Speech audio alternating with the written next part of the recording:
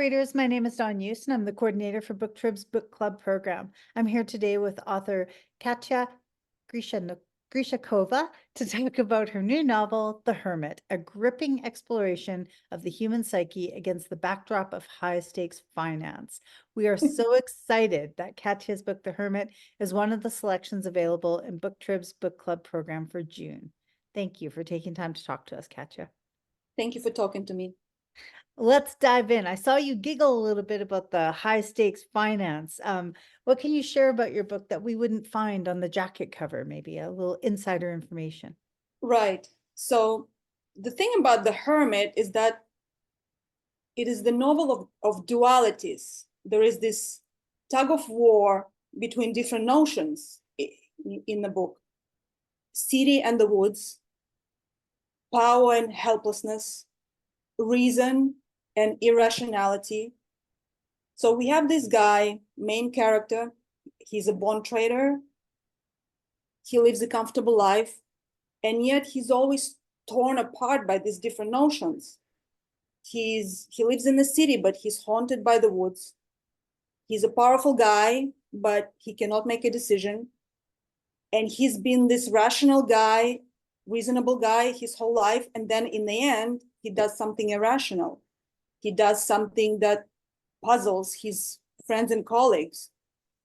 And, I think we all for sometimes find ourselves in this kind of like gray zone between choice A and choice B, unable to make a decision. And then the way we get out of it, we do something irrational.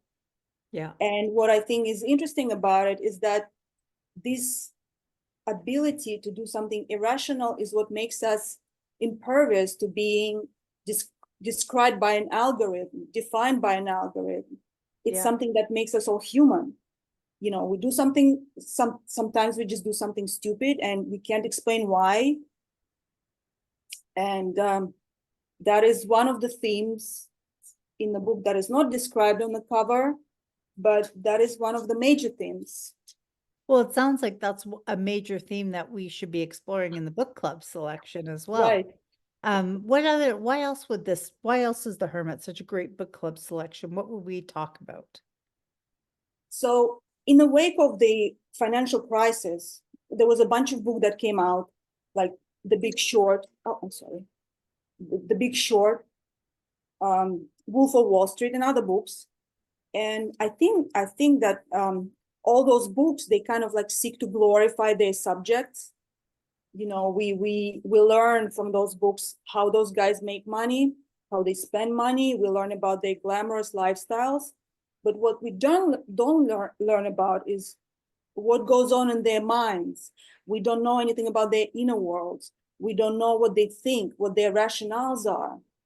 So from those books, we kind of, conclude that those guys are driven by greed, but there's so much more to it than just greed.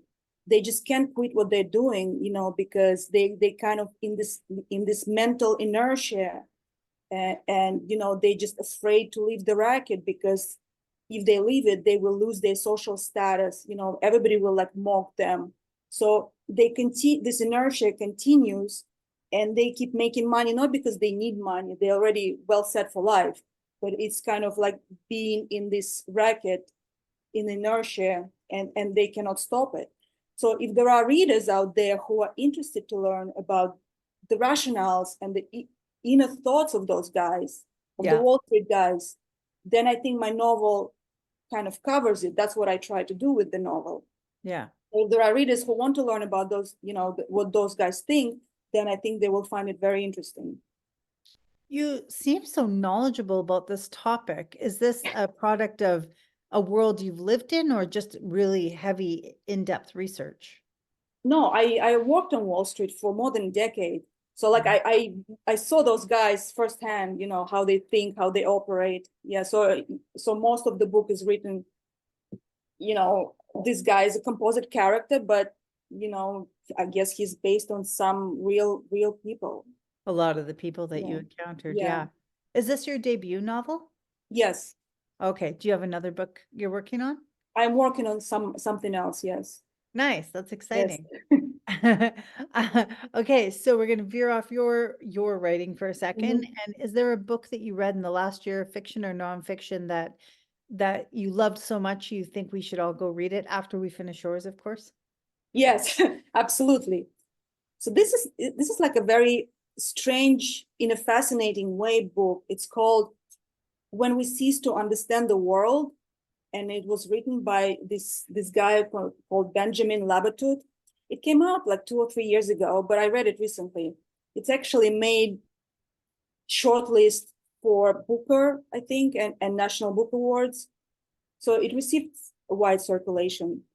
I find several things interesting about this book. First of all, it is a hybrid between fiction and nonfiction. Okay. So the guy uses a fiction-like narrative to describe real-life characters. In his case, he's describing the lives of famous 20th century physicists who worked on like quantum mechanics experiments, like Heisenberg and Schrodinger. Yeah. And because it is written in such a way that it's sort of like biographical and sort of like a personal story, that it makes it approachable for somebody who never had a degree in physics, like myself, or science. Like I have a degree in economics, but it makes it approachable for you to understand what he's trying to say. Yeah. And a second interesting thing is that book can be described as a broad critique of rationalistic thinking, and it's also one of the themes that I was interested in. And it's not like he veers into like esoterics and new age. No, he described like real scientific experiments, and those are quantum experiments. Yeah.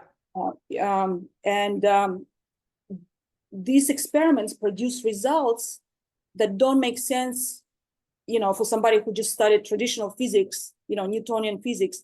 Once you learn about those results, it really can like turn your world upside down, because those results don't make any sense on the Right. quantum level. Yeah. There is such thing as there is such notion as quantum uncertainty. Like you observe a particle, but you can only can observe parts of it. But you can only know its location, but not its velocity, or its velocity, but not its location. So there is part of nature that is permanently hidden from us, and that we cannot know anything about it. And it seems illogical, and yet it exists. It seems irrational, but it shows that our world on that level, on the particle level, is fundamentally irrational. Right. Yeah. And to circle back to my book, why do we fundamentally do irrational things, right?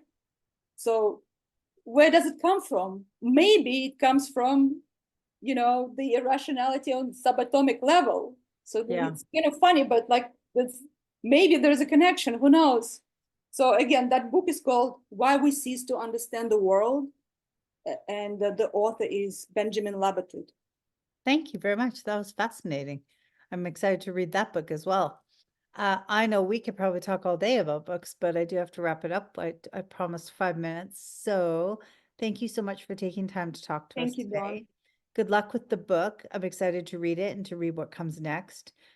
For more information about Katya's book, please check out the book club page on the booktrib.com website. Thank you. Thank you.